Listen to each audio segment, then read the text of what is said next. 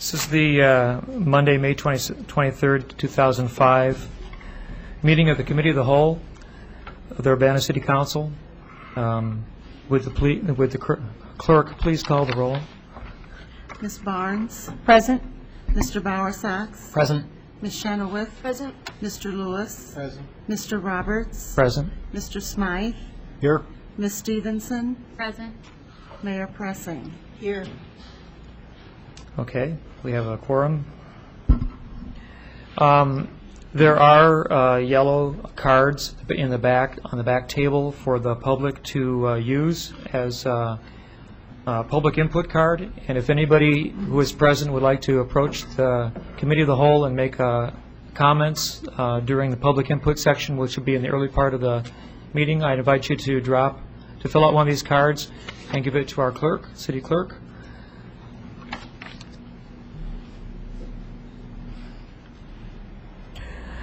Are there any additions to the agenda? Yes.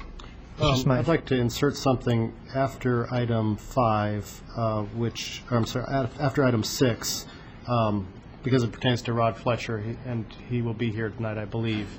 And that would be just to find out about battery recycling. So it's mostly just a question, a time to ask him some questions. Okay, so after item 6, you request that? Please. An inquiry about battery recycling. Okay.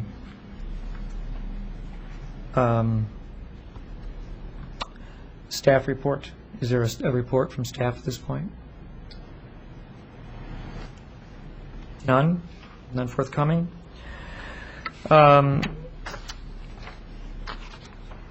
Item number 3, the approval of the minutes of the previous meeting. Does anybody make a motion? Second. Okay, there's a motion and a second.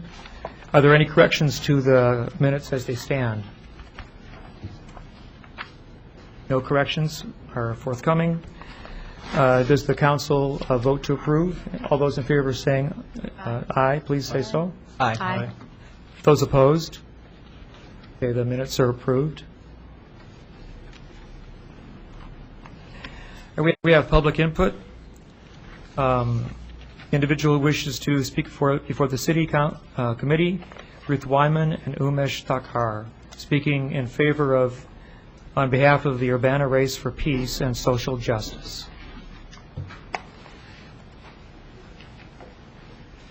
Welcome. Hi, it's nice to be back. Just briefly, Umesh Thakkar, who is on the, you all may know from the Community Development Commission, and I have been talking both as runners and as people who are interested and supportive of the City of Urbana and know how wonderful the city is and want to make sure everybody else gets to know how wonderful the City of Urbana is. We are working on and looking to start or host what we hope to be an annual event, which is the Urbana Race for Peace and Social Justice. Trying to look at what the various some of the various positive points about the City of Urbana are, as you all know, is that it's a wonderful place to live, that it's a progressive community that supports peace and supports social justice, both in the efforts that you all do and vote on in the budget and supporting various community organizations that help the poor and those in need, and those who work towards equality and social justice. And to that end, we have started planning and hope to involve others in this race, a race for peace and social justice that would be both a biking race and a running race, along with walking, for May 2006. And we're hoped to do this as a sort of with 3 goals in mind.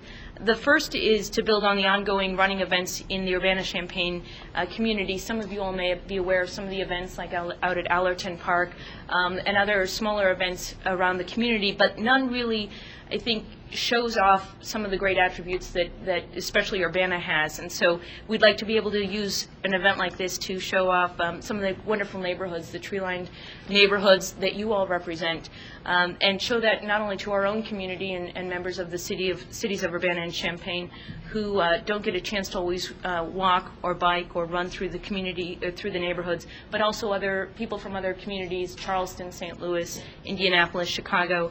We also hope that we can, and as part of a second goal, to allow participants and others to support not-for-profit organizations including efforts that are including organizations that are supported by the city, like the Center for Women in Transition, Rape Crisis Center, Habitat for Humanity, and even the Community Development Department that works to help in seeking funds for Lakeside Terrace redevelopment and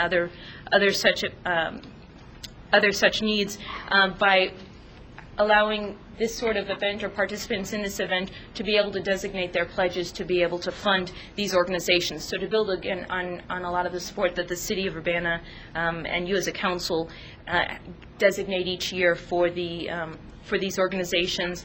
And then third, as I mentioned earlier, to draw other people from around the state and around and even outside of Illinois to Champaign-Urbana and especially to Urbana to let them see what a great city this is, and again make this a destination city for runners and for families.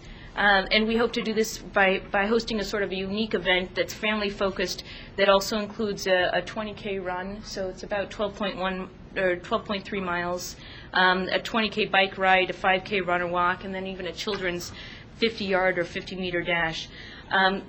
We're hoping to host this event next May, so we want to come to you early as we start to plan this event, and then also as a way to also open up the farmers market or do a pre-farmers market show.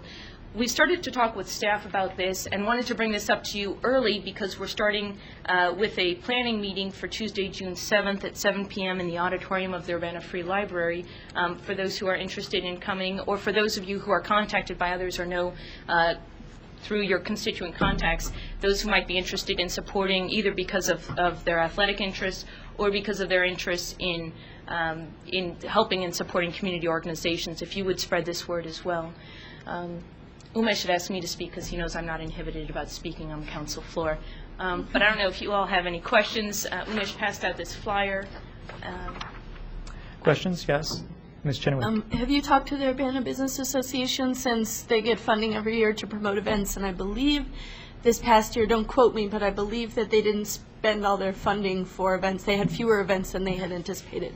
They are on our list of organizations to speak to. But, yeah, I do plan just to talk with Mary Dennis about that, as well as some of the other organizations. Thank you. Mr. Smythe.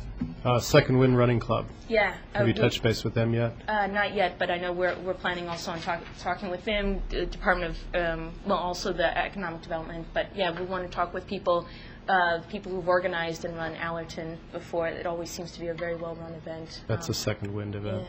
But hopefully as a runner you can come and help us out as well. I was thinking more the better half. We'll be contacting her as well. Yeah, and contact Mike right there, the newspaper. He's a big runner. Thank you very much. Thank you very much. Are there any other individuals who wish to come before the city committee at this time to speak? Okay, seeing none, the public input section of our meeting is closed. We'll go on to the business at hand of the ordinances. Ordinance number 5. No, item number 5, ordinance number 2005-05-072. An ordinance amending Chapter 14, Section 14-7, the schedule of fees concerning vehicle inspection fees. Do we have a member of staff to comment on this or make a presentation? Somebody's coming forward at this time. Mr. Eldridge.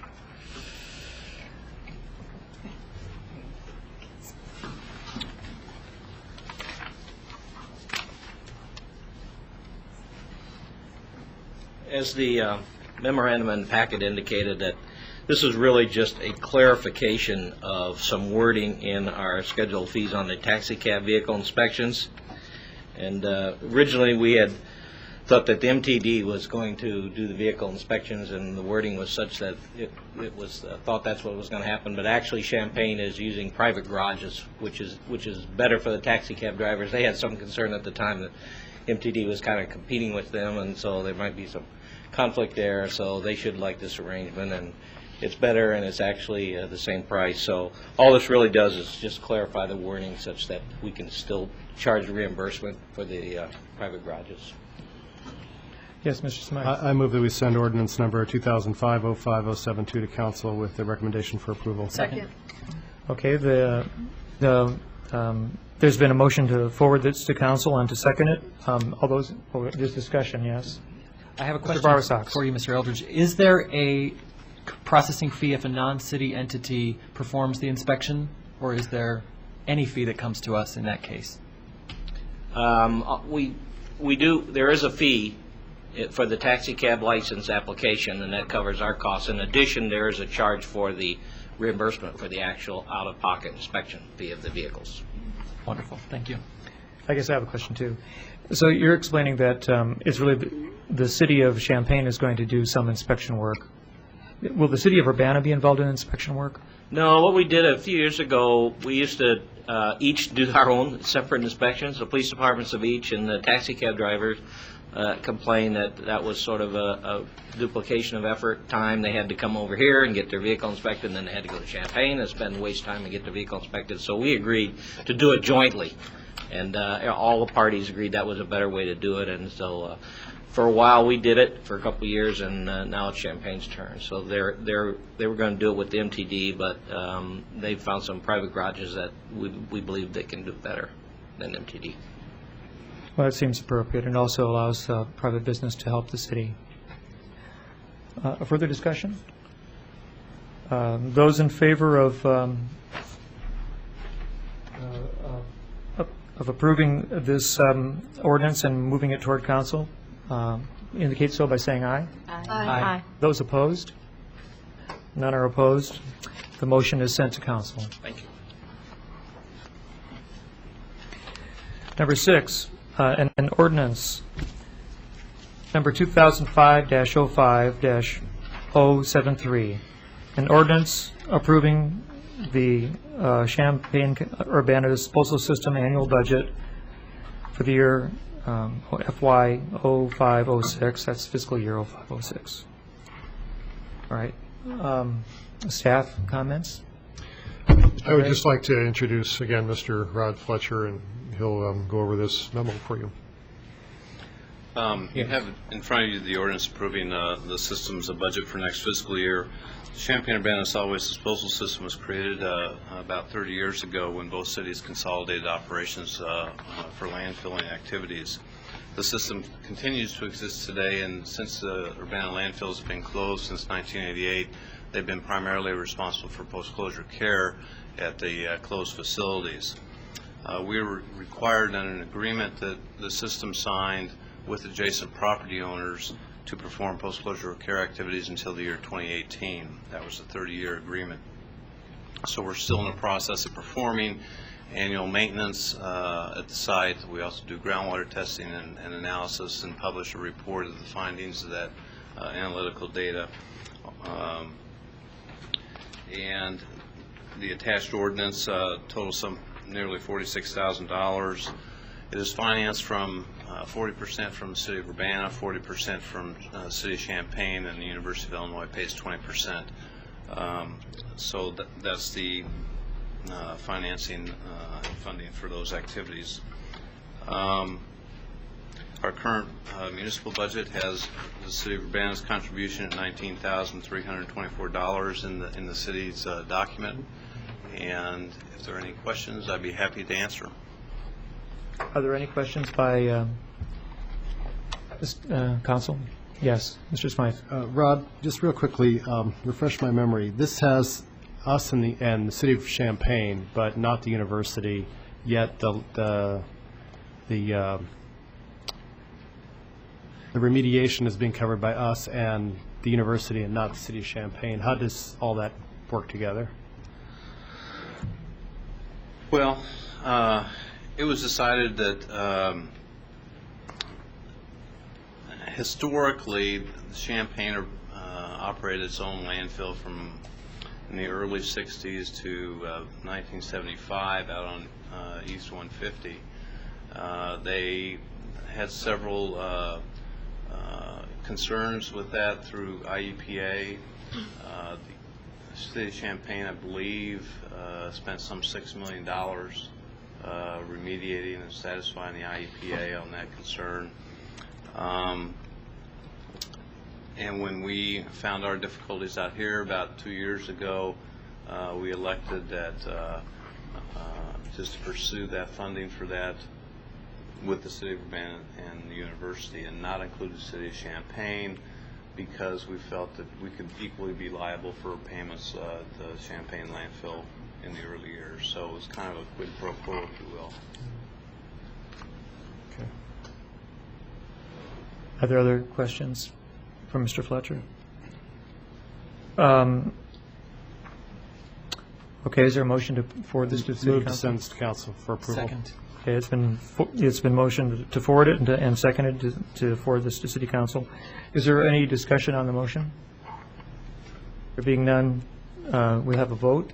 Those in favor of the motion of the ordinance forwarding to council, please say aye. Aye. Those against, say nay. None. The motion carries, and the ordinance will be forwarded on the agenda of the council meeting, next council meeting. Thanks. And there was an additional question. We're inserting point 6A. This is a question that one of our committee members had concerning the battery recycling program. Yeah, I sat at I stood in the city booth at Farmers Market on Saturday for a couple hours, and big question that came through for everybody was battery recycling.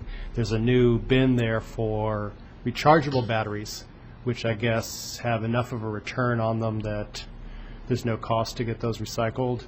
I don't know anything about the program. I was surprised when I saw the box there, and so I thought maybe you could speak to it just very quickly and what efforts you're going to make to publicize it. Also had somebody who showed up sometime that morning who volunteered to set up and start doing battery recycling for household batteries at some level of cost, which I know this council discussed about 6 months ago and was unwilling to do because of the costs involved. It was real clear that in the people that I talked to that they'd be perfectly willing to pay something like $1 a pound. So I thought while we had Rod here, he could briefly talk about both things. We're able to accept the rechargeable batteries, and as Charlie mentioned, we're able to collect those at the farmers market.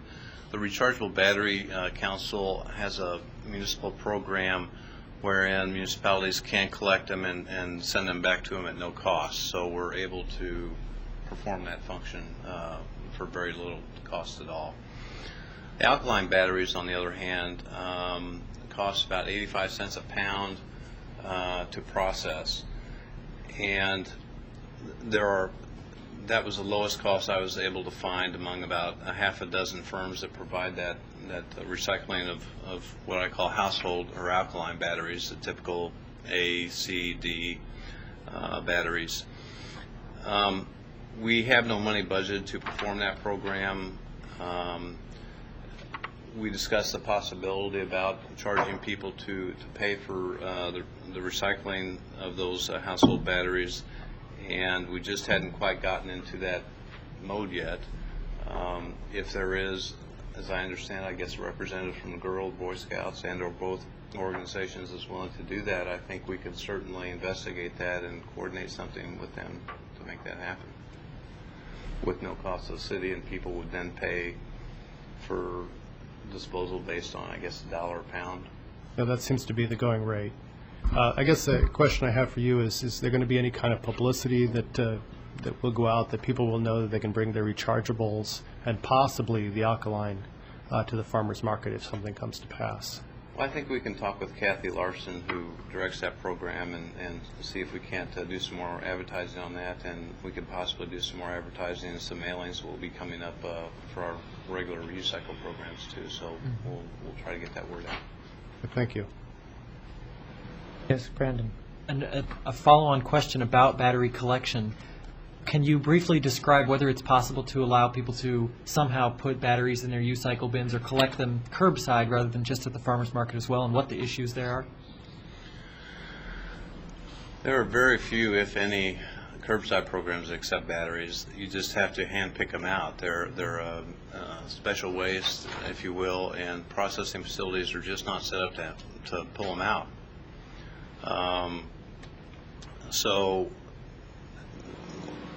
So most programs that are available in other communities are specifically targeted for that material or that commodity. And in the case of batteries, the different chemical components of those batteries, whether they're lithium or nickel cadmium or alkaline. For instance, the alkaline batteries, for instance, there's a very thin steel casing around the battery that can be recycled. Some of the internal carbon rods can be recycled, but they're not a very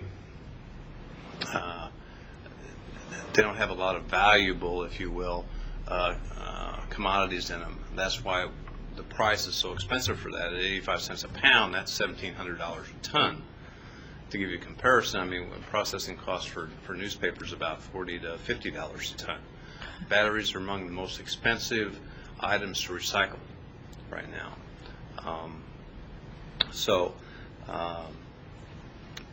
That's basically the reason. That it's just our processing systems are just not set up to handle and separate and segregate out batteries as they come through the commodity stream.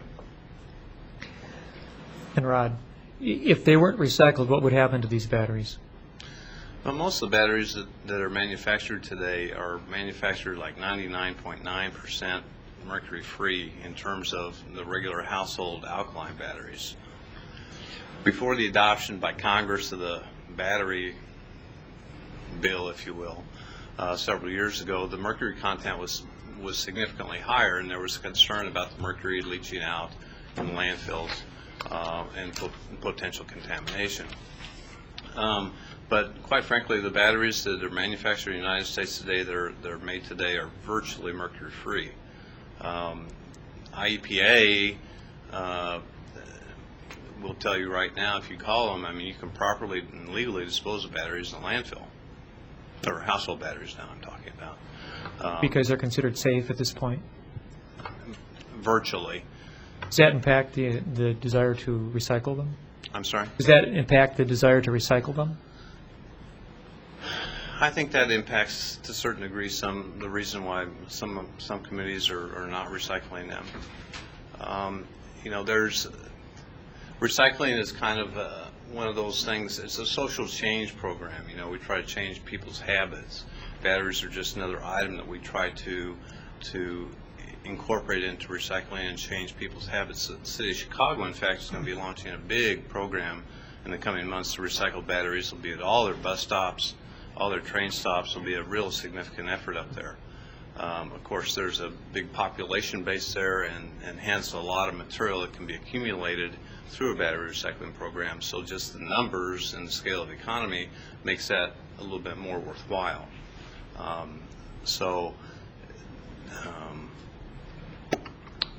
guess that's Okay. Well, that was very informative, actually. Thank you very much. Real quick, Rod, there's another thing I thought. I thought I saw something about a electronics recycling event of some kind. We are also working on three special events with the city of Champaign and Urbana. One of those will be a tire collection event scheduled tentatively for July 9th, where in the city of Champaign and Urbana will be collecting used tires. We are also working on an electronics waste collection event scheduled for late June. We don't have a specific time yet on that or date. And we're also working on funding for a household hazardous waste event. Hopefully, we'll get a state grant that will enable us to have an event late this fall. Household hazardous waste events are funded by state grants, and those events take place in the spring and fall of each year. And does that include paints, thinners, and things like that? Oil-based paint, no Oil-based latex paint. So those are some of the things on our horizon. Anything else? Thank you. Okay, thank you very much. Thanks. Okay, we're moving to item 7. An ordinance number 2005-05-074. An ordinance authorizing the mayor to execute an intergovernmental agreement for animal impound services. I have a staff report. Good evening. This ordinance, I ought to give you some history first. Traditionally, the Champaign Animal Control Officer, Urbana's Animal Control Officer, and County's Animal Control Officer for many years has taken stray animals that they've picked up to the Champaign County Humane Society. Sometime in 2004, Champaign County approached both cities to discuss the possibility of opening up their own animal impound, if you will. Those discussions have progressed to the point that this ordinance is in front of you this evening.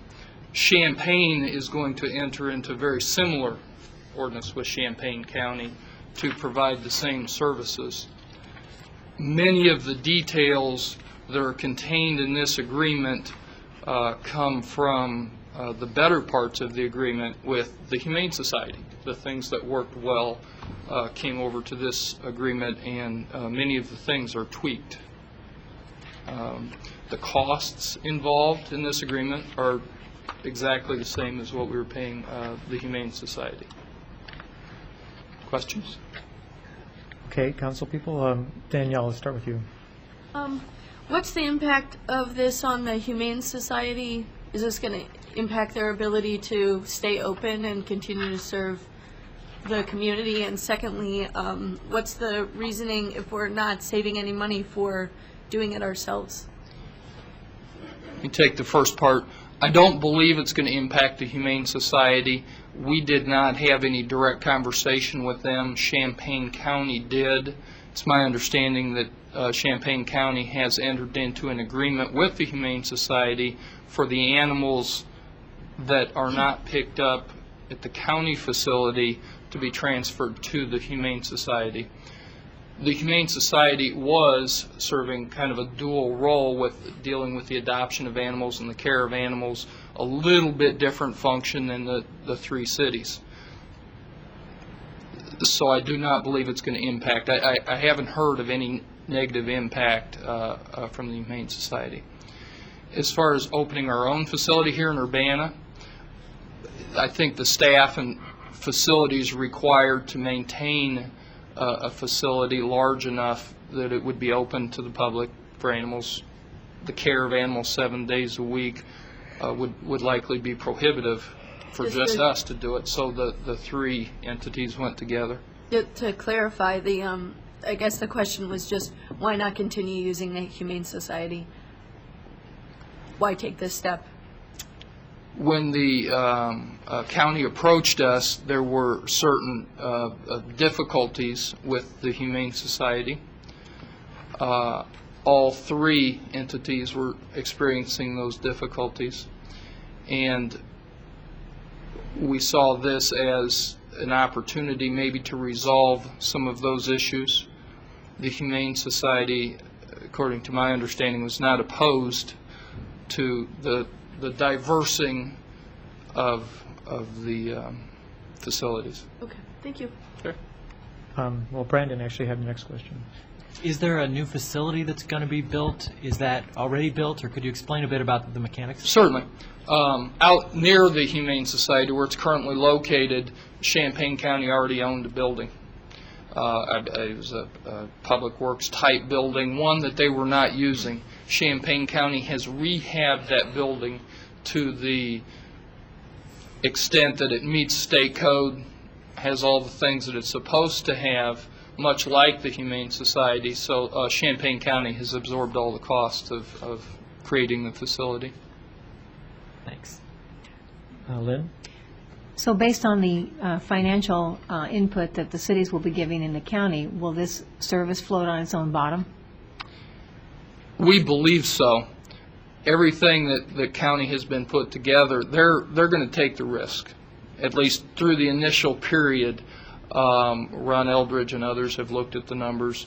They believe that these numbers will make it self-sufficient. So overall, if that's the case, then the advantage could be that there'll be less crowding in the Humane Society. Absolutely. And so there's a positive. That's a big absolutely. positive. Yeah, there's many positive, and that's one of them. Okay. Yeah, I have a question also about it. My impression would be that the animals that are being secured to be taken to this new, if I would call it a pound, would be ones that that your office had been requested to come pick up because of a complaint? Generally, our animal control officer will also pick up dogs running at large if she sees them on site. But generally speaking, you're correct. There's a lot of them are complaints. So maybe, do you see that this would possibly be then a different kind of service to the community than the main function of the Humane Society, which would be to rescue animals and provide adoption services? What do you mean by a different type of service? Well, I guess it would be the vagrancy of the pet that is being picked up. Or is this like actually a duplication, exact duplication of the efforts? It's very close to the previous function of the Humane Society.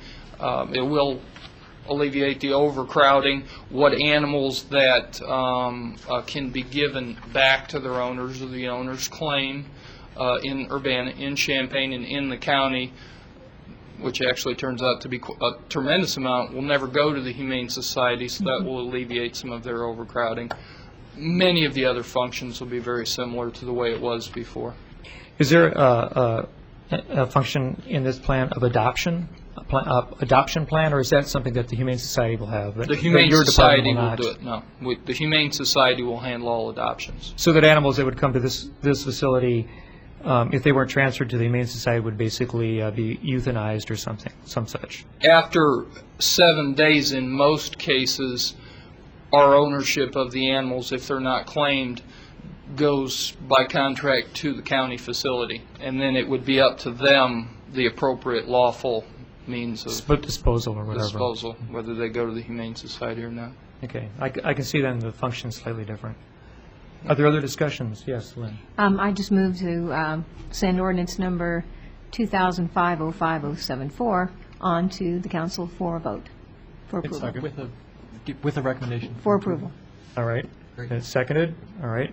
Those who would vote in favor of sending this to committee and council, please indicate so by saying aye. Aye. Those opposed? Thanks. Okay, the ayes have it. This will be forwarded to council. All right. Number 8, we have ordinances from the Traffic Commission. We have 3 such ordinances. It might behoove the council to concern them in omnibus fashion. Is there any suggestion as to that?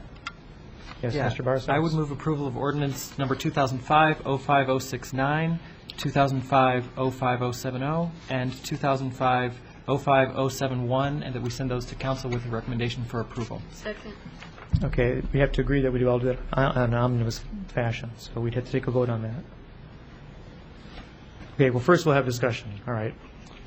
Well, actually, first we should have we should probably have staff input on these proposals before we start talking about them. Mr. Gray? Thank you. These 3 ordinances are a result of recent Traffic Commission meeting recommendations. To go over the 3 real quick. The first item is a result of study done at the intersection of Matthews and Springfield, particularly where Uni High is at this intersection, along with the engineering campus. And it's a very busy intersection, and we see traffic volumes, pedestrian, bicycle volumes increasing once the NCSA building is completed and further development and infilling occurs up there in North Goodwin, North Matthews area. And the parking deck will be more fully utilized, 1,500 space parking deck by Goodwin and University Avenue. So in trying to make this particular area safer, one of the recommendations was to prohibit left turns for northbound Matthews at Springfield, primarily to remove one of the conflict points, if you will, especially during the busy times of day. Today I received a recommendation for possibly tweaking the hours where the left turn would be in effect during school days, and talking to Traffic Commission members, they saw no problems with changing the time of effectiveness from 6 a.m. to 6 p.m. to 7:30 a.m. to 5:30 p.m. to more closely mimic the actual school operations in that area, and thereby in the non-busier times of day to allow that left turn to occur. And commission members had no problem with that. So that's the first ordinance. The second ordinance is for a stop sign for southbound Sunny Lane. Sunny Lane is a local street. It's in a new subdivision area. Some homes are under construction now. And this is where a local street is intersecting with a minor arterial street, being Washington. And typically at those sorts of intersections, you would have the local or minor street stop, in this case for the major street, or in this case Washington. The third item, and that's consistent policy and practice throughout the city. Third item is there's a school within the Cunningham Children's Home Complex campus called Circle Academy, and the school buses, students that attend Circle Academy, are picked up and delivered at Division Street, just north of Kerr. And they're requesting that no parking would be at this location to accommodate the school bus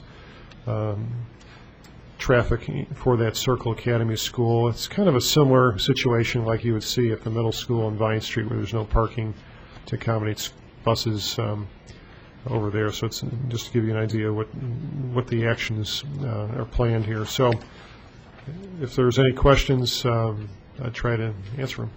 Does anybody have a question for Mr.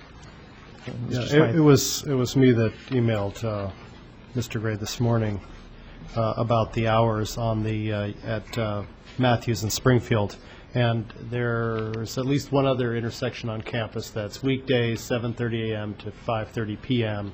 Those being the core times, and it struck me that if we do something like this, we should be consistent with campus if we can, if we're starting to set some precedent. I have a lot of experience with that intersection weekends, and after 5:30 and before 7:30 a.m., it tend to be pretty minimal, and I don't see any reason to have expanded hours beyond basically the core school hours. So I would support a change to that effect. I'm not sure how we go about doing it. I think it would probably be appropriate to make a motion. Okay, I move to amendment to the ordinance. amend this ordinance to be weekdays and 7:30 a.m. to 5:30 p.m. That's in section 1 of the first ordinance of the three. Second. Okay, so we've had a motion to amend the ordinance and to second it. Is there discussion on the amendment? Yes, Ms. Chenoweth. Just a quick question to staff about the impact of that amendment.